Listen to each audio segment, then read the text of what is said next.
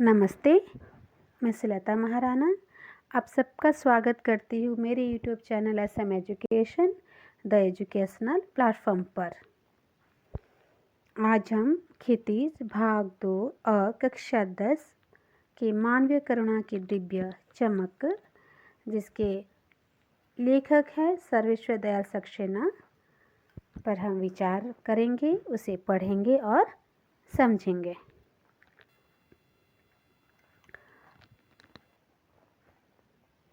पाठ में जाने से पहले पाठ प्रवेश के बारे में थोड़ा जान लेते हैं कि ये जो पाठ है मानवीय करुणा की दिव्य चमक, यह एक संस्मरण है। इसे हम पाठ भी नहीं कहेंगे, इसे हम संस्मरण कहेंगे। संस्मरण क्या होता है?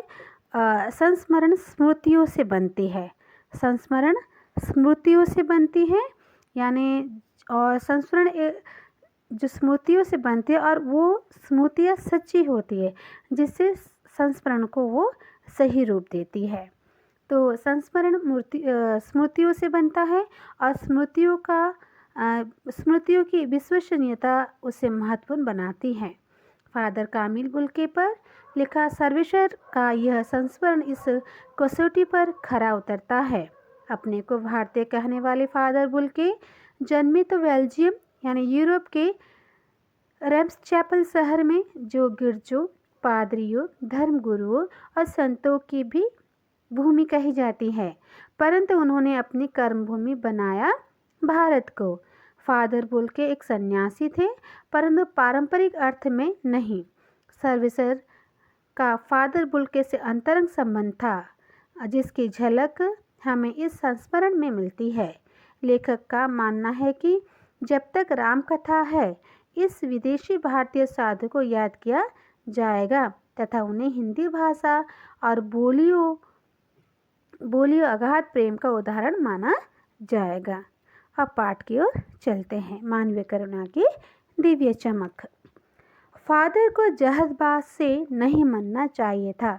जहरबाद, जिसका और एक नाम है गैंग्रीन। गैंग्रीन एक इन्फेक्शन है, जिसे बॉडी में इन्फेक्शन हो जाता है और एक तरह का जहरी है, जो बॉडी में कैंसर टाइप का एक इन्फेक्शन हो जाता है, जिससे जहरी हो जाता है। तो जहरबाद से नहीं मरना चाहिए था।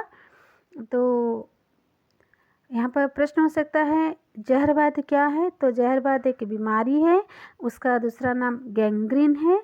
इस बीमारी में शरीर में बहुत सारे फोड़े यानी घाव हो जाते हैं, जो जहर के समान है। जिसकी रगों में दूसरों के लिए मिठास भरे अमृत के अतिरिक्त और कुछ नहीं था, उसके लिए इस जहर का विधान क्यों हो? यानी जिसके रगों में, जिसके नस में, जिसके धमनियों में बस मिठास ही भरी हुई थी, हाँ, मिठास का ही प्रभाव था, फिर उससे जहरबाद कैसे हो सकता है? यह सवाल किसी ईश्वर से पूछे। किस ईश्वर से पूछे? यह लेखक कह रहे कि यह सवाल किस ईश्वर से पूछे कि ऐसे मधुर भाषी, मधुरता भरे व्यक्ति को जहरबाद कैसे हो सकता है?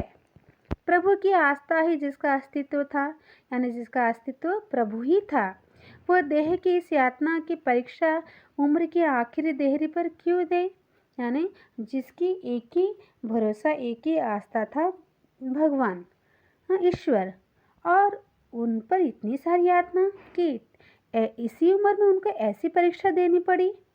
एक लंबी पादरी के सफ़ेद चोगे से ढकी आकृति सामने है, यानी लेखक के सामने एक लंबी पादरी के सफ़ेद चोगे से ढकी आकृति सामने है। किसकी आकृति सामने है? फादर कामिल बुल्के की आकृति सामने है। तो उनकी आकृति कैसी है? गोरा रंग, सफ़ेद झाई मारती भूरी दाढ़ी, नीली आंखें, बाहें खोल गले लगाने को आतुर। यानी इतना सुंदर उनका शरीर है। उनका शारीरिक गठन कैसा है? गोरा रंग, सफ़ेद झाइयाँ मारती भूरी दाढ़ी, नीली आंखें, बाहें खोल गले लगाने को आतुर। इतनी ममता, इतना अपनत्व इस साधु में अपने हर एक प्रियजन के लिए उमड़ता रहता था। मैं 35 साल से इसका साक्षी था, यानी लेखक को तब 35 साल हुए थे। वो 35 सालों से नहीं, उनको 35 साल नहीं होते, 35 सालों से वो साक्षी थे, फादर बुल्के के साथ वो थे। तब भी जब वो इलाहाबाद में थे और तब भी जब वो दिल्ली आते थे। आज उन बाहों का दबाव मैं अपनी छाती पर महसूस करता हूँ। अब यहाँ पर अर्थ होता है कि आज उन बाहों का दबाव मैं अपनी छाती पर महसूस करता हूँ। इसका क्या अर्थ है? यानी जब लेखक फादर बुल्के से मिलते थे और फादर बुल्के उन्हें गले लगाते थे, तो उनका जो प्यार था, उनका जो उनके प्रति मनोभाव था, वो उनके गले लगाने से, उनके बाहों के दबाव से, उन्हें बाहों का दबाव जो छाती पर पड़ती थी, तो उनके दबाव से जो महसूस होता था प्यार, वो महसूस करते हैं। फादर को याद करना एक उदास शांत संगीत को सुनने जैसा है। संगीत, जब हम संगीत सुनते हैं तो हमें बहुत ही अच्छा लगता है। तो फादर को याद करना भी एक संगीत को सुनने जैसा है। लेकिन उदास संगीत क्यों कहा गया है? कि शांत संगीत तो ठीक है कि एक मधुर सा संगीत सुनने से हमारा मन शांत होता है, लेकिन उदास कहा गया है क्योंकि जब हम उन्हें याद करते हैं तो मन उदास हो जाता है और शांत संगीत सुनने जैसा लगता है। उनको देखना करुणा के निर्मल जल में स्नान करने जैसा था और उनसे बात करना कर्म के संकल्प में भरना था।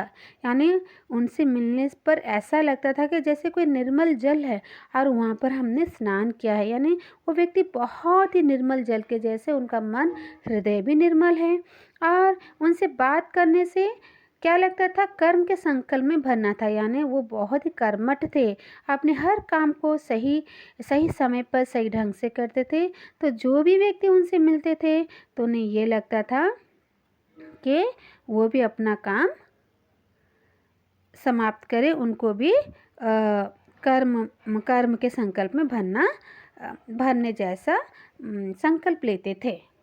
मुझे परिमल के वे दिन याद आते हैं जब हम सब एक पारिवारिक रिश्ते में बंधे जैसे थे। परिमल क्या होता है?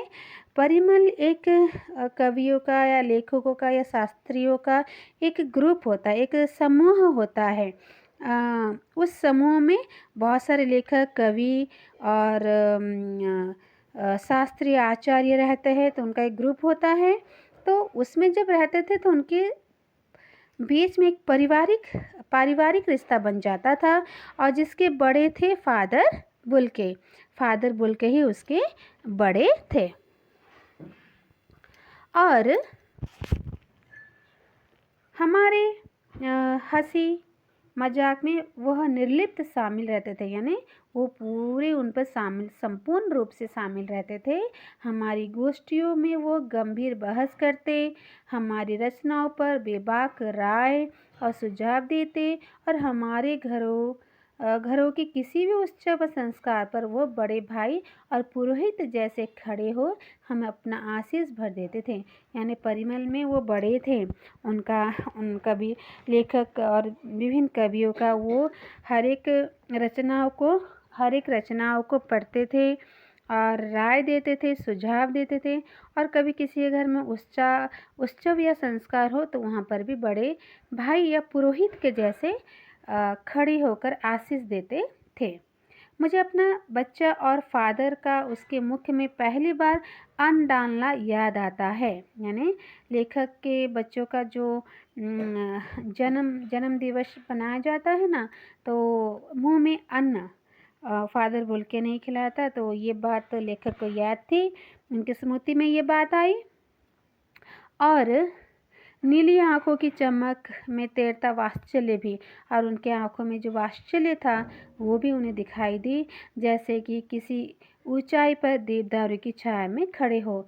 तो देवदारू एक वृक्ष होता है जो बहुत ही ऊंचा होता है, जिसके ब्रांचेस बहुत ही लंबे गहरे होते हैं और बहुत बड़ी जगह में फैला हुआ होता है, जिसके नीचे बैठने से व्यक्ति को शांति मिलती है, शीतलता मिलती है। तो देवदारू के वृक्ष को फादर बुल्के के साथ यहाँ पर तुलना की गई है। जिस प्रकार देवदारू के वृक्ष के नीचे बैठने से व्यक्ति को शांति प्राप्ति होती है, उसी तरह से फादर बुल्के जहाँ भी उपस्थित रहते थे वहाँ पर उन व्यक्तियों को लगता था कि वो देवदारू के वृक्ष के नीचे ही है और उनका आशीष प्राप्त कर रहे हैं। फिर लेखक कहते हैं कहाँ से शुरू करें, यानी लेखक अपनी स्मृतियों को याद कर रहे, पिछली बातों को बता रहे कि कहाँ से शुरू करें। इलाहाबाद की सड़कों पर फादर की साइकिल चलाती दिख रही है, यानी इलाहाबाद की सड़कों पर फादर की साइकिल चलती दिख रही है। वो हमारे पास, यानी ये पहली बातों को याद करके बता रहे हैं कि वो हमारे पास आकर रुकती है, मुस्कुराते हुए उतरते हैं। कौन? Father Bulcke. देखिए मैंने उसे पढ़ लिया है और मैं कहना चाहता हूँ, उनको क्रोध में कभी नहीं देखा, आवेश में देखा है और ममता तथा प्यार में लबालब छलकता महसूस किया है। तो जब भी वो कुछ नया पढ़ते थे, नया किताब हो, कविता हो, या जब कुछ भी नया चीज़ वो पढ़ते थे तो वो आकर हम सबके सामने बताते थे उसे, और वो कभी क्रोध नहीं करते थे, उनमें ममता और प्यार ही छलकता था। अक्सर उन्हें देखकर लगता कि बेल्जियम में इंजीनियरिंग के अंतिम वर्ष में पहुंचकर उनके मन में सन्यासी बनने की इच्छा कैसे जाग गई, जबकि घर भरा पूरा था, 2 भाई, 1 बहन, माता पिता सभी थे। तो कभी कभी ऐसा भी लगता था कि इंजीनियरिंग है, उन्होंने अंतिम वर्ष में उसे समाप्त किया, फिर सन्यासी कैसे बन गए, फिर कैसे बनेंगे जिसका पूरा परिवार है, 2 भाई, 1 बहन, माता पिता है, तो ऐसा व्यक्ति कैसे सन्यासी बन गया। फिर देखते हैं, आगे चलते हैं।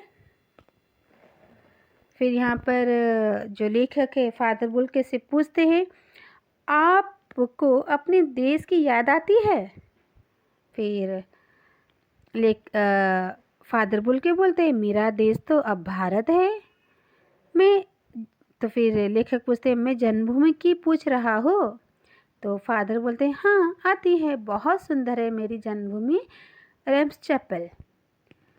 घर में किसी की याद आती है? लेखक पूछते हैं, और फादर कहते हैं, माँ की याद आती है, बहुत याद आती है।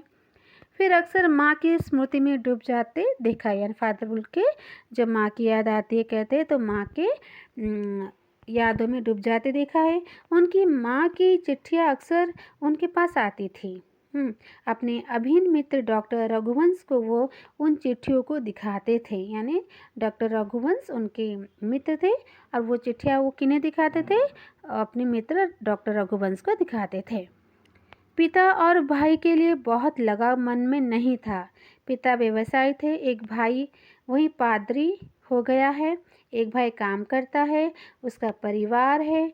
बहन सख्त और जिद्दी थी। बहुत देर से उसने शादी की। फादर को एकाध बार उसकी शादी की चिंता व्यक्त करते उन दिनों देखा था। भारत में सब बस जाने के बाद 2 या 3 बार अपने परिवार से मिलने भारत से बेल्जियम गए थे। हाँ, लेकिन मैं तो सन्यासी हूँ। फिर वो कहते हैं कि मैं तो सन्यासी हूँ। आप सब छोड़कर क्यों चले आए? लेखक पूछते हैं, आप सब छोड़कर क्यों चले आए? प्रभु की इच्छा थी। वह बालकों की सी सरलता से मुस्कुराकर कहते हैं, माँ ने बचपन में ही घोषित कर दिया था कि लड़का हाथ से गया, यानी उनकी माता को पता था कि ये बालक जो है कुछ अलग करेगा, इसीलिए माँ को पता चल गया था कि ये बालक तो हाथ से गया। और सचमुच इंजीनियरिंग के अंतिम वर्ष की पढ़ाई छोड़ फादर बुल्के सन्यासी होने जब धर्मगुरु के पास गए तो कहा कि मैं सन्यासी लेना चाहता हूँ तथा एक शर्त रखी। सन्यासी लेते समय संन्यास चाहने वाला शर्त रखा जा सकता है कि मैं भारत जाऊँगा। तो यहाँ पर उन्होंने क्या शर्त रखी कि मैं भारत जाऊँगा। भारत जाने के बाद क्यों उठी नहीं जानता, बस मन में रह यह मन में यह था। यानी जब लेखक पूछा आपने भारत क्यों आना चाहा, लेकिन बुल्के ने कहा, फादर बुल्के ने कहा कि ये ऐसे ही मन में आ गया था। उनकी शर्त मान ली गई और वह भारत आ गए। पहले जीसेट संघ, किस संघ में थे याद रखिए, पहले जीसेट संघ में 2 साल पादरियों के बीच धर्माचार की पढ़ाई की, फिर 9-10 वर्ष दार्जिलिंग में पढ़ते रहे। हाँ, 9-10 वर्ष दार्जिलिंग में पढ़ते रहे और कलकत्ता से बीए किया और फिर इलाहाबाद से एमए। उन दिनों डॉक्टर धीरेन्द्र वर्मा हिंदी विभाग के अध्यक्ष थे। शोध प्रबंध प्रयाग विश्वविद्यालय के हिंदी विभाग में रहकर 1950 में पूरा किया। रामकथा उत्पत्ति और विकास परिमल में उसके अध्याय पढ़े गए थे। फादर ने मातरलिंग के प्रसिद्ध नाटक ब्लू बर्ड का रूपांतर भी किया है नीलपंछी के नाम से। बाद में वो सेंट जेवियर्स कॉलेज रांची में हिंदी तथा संस्कृत विभाग के विभाग अध्यक्ष हो गए और यहीं उन्होंने अपना प्रसिद्ध अंग्रेज हिंदी कोश तैयार किया और बाइबिल का अनुवाद भी। और वहीं बीमार पड़े, पटना आए, दिल्ली आए और चले गए। 47 वर्ष देश में रहकर और 73 वर्ष की ज़िंदगी जीकर, यानी वो भारत में यानी देश में 47 वर्ष रहे और कितनी उनकी उम्र तक वो रहे, 73 वर्ष की ज़िंदगी जीकर। फादर बुल के संकल्प से सन्यासी थे। संकल्प से सन्यासी क्या होता है? जो संकल्प करके सन्यासी बनते हैं उसे संकल्प से सन्यासी कहते हैं। कभी कभी लगता है कि वो मन से सन्यासी नहीं थे, रिश्ता बनाते थे तो तोड़ते नहीं थे, यानी जो संकल्प से सन्यासी या मन से सन्यासी थे कहते, लेकिन ऐसा नहीं लगता था क्योंकि वो जिससे भी रिश्ता बनाते थे तो तोड़ते नहीं थे। 10 साल बाद मिलने के बाद भी उसकी गंध महसूस होती थी। जब वो भी दिल्ली आते जरूर मिलते, खोज कर समय निकाल कर गर्मी सर्दी बरसात झेल कर मिलते, चाहे 2 मिनट के लिए ही सही। ये कौन सन्यासी करता है? उनकी चिंता हिंदी को राष्ट्रभाषा के रूप में देखने की थी। हर मंच में इसकी तकलीफ बयान करते, इसके लिए अकाट्य तर्क देते। बस इसी एक सवाल पर उन्होंने उन्हें झुंझलाते देखा और हिंदी वालों द्वारा ही हिंदी की अपेक्षा पर दुख करते उन्हें पाया। घर परिवार के बारे में, निजी दुख तकलीफ के बारे में पूछना उनका स्वभाव था और बड़े से बड़े दुख में उनके मुख से सांत्वना के जादू भरे 2 शब्द सुनना एक ऐसी रोशनी से भर देता था जो कि किसी गहरी तपस्या से जन्मती है। यानी उनसे बात करने से किसी व्यक्ति जो कोई उदास हो या किसी को कुछ मजबूरी हो या कोई दुख हो, जब उनसे 2 बातें सुन लेता तो ऐसा लगता था जैसे कि कोई गहरी तपस्या, उनको बहुत शांति मिलती थी और वो सब कहीं कोई गहरी तपस्या से मिली हो ऐसा लगता था। हर मौत दिखाती है जीवन को नई राह। मुझे अपनी पत्नी और पुत्र की मृत्यु याद आ रही है और फादर के शब्दों से झरती विरल शांति भी याद आ रही है। यानी यहाँ पर लेखक के पुत्र और पत्नी जब चले गए थे तो वहाँ पर भी फादर बुल्के ने उन्हें संभाला था। आज वो नहीं है, दिल्ली में बीमार रहे और पता नहीं चला। बाहें खोलकर इस बार उन्होंने गले नहीं लगाया। जब देखा तब वे बाहें दोनों हाथों की सूजी उंगलियों को उलझाए ताबूत में जिस्म पर पड़ी थी। ताबूत यानी जो जहाँ पर बॉडी रखा जाता है, इसे फर्नेल कुछ का कॉफिन बोलते हैं। तो आपने देखा होगा जो क्रिश्चियन का होता है। जो शांति बरसाती थी वो चेहरा पर थिर थी, तरलता जम गई थी। वह 18 अगस्त 1982 की सुबह 10 बजे का समय था। दिल्ली में कश्मीर गेट के निकलसन कब्रगाह में उनका ताबूत एक छोटी सी नीली गाड़ी में से उतारा गया। कुछ पादरी, रघुवंश जी का बेटा और उनके परिजन राजेश्वर सिंह उसे उतार रहे थे।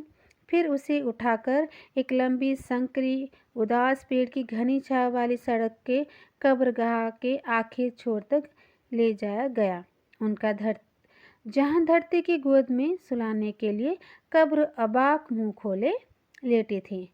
ऊपर करील की घनी छाया थी और चारों ओर कब्र और तेज धूप के वृत्त। जैनेन्द्र कुमार, विजेंद्र स्नातक, अजित कुमार, डॉक्टर निर्मल जैन, मसीह समुदाय के लोग, पादरीगण, उनके बीच में गैरिक बसंत पहने इलाहाबाद के प्रसिद्ध वैज्ञानिक शिक्षक डॉक्टर सत्यप्रकाश और डॉक्टर रघुवंश जैसे, जो अकेले उस संकरी सड़क की ठंडी उदास में बहुत पहले से खामोश दुखी की किन्हीं अपरिचित आहटों से दबे हुए थे। यानी पूरा परिवेश जो था, धूप था, पेड़ों की छाँव था और पूरा सन्नाटा था, जैसे कि क्या किस आहट, एक आहट थी जो कि उनसे परिचित नहीं थी। ऐसे आहट से दबी हुई वो परिवेश थी। सिमट आए थे कब्र के चारों तरफ। फादर की देह पहले कब्र के ऊपर लिटाई गई।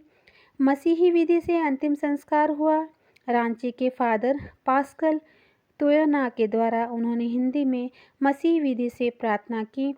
फिर सेंट जेवियर्स के रेक्टर फादर पास्कल ने उनके जीवन और कर्म पर श्रद्धांजलि अर्पित करते हुए कहा, फादर बोल के धरती में जा रहे हैं, इस धरती से ऐसे रत्न और पैदा हो। डॉक्टर सत्यप्रकाश ने भी अपनी श्रद्धांजलि में उनके अनुकरणीय जीवन को नमन किया। यानी अनुकरणीय जीवन क्यों कहा गया है कि उनका जो जीवन शैली था वो अनुकरणीय योग्य था, इसीलिए उसे अनुकरणीय जीवन कहा गया।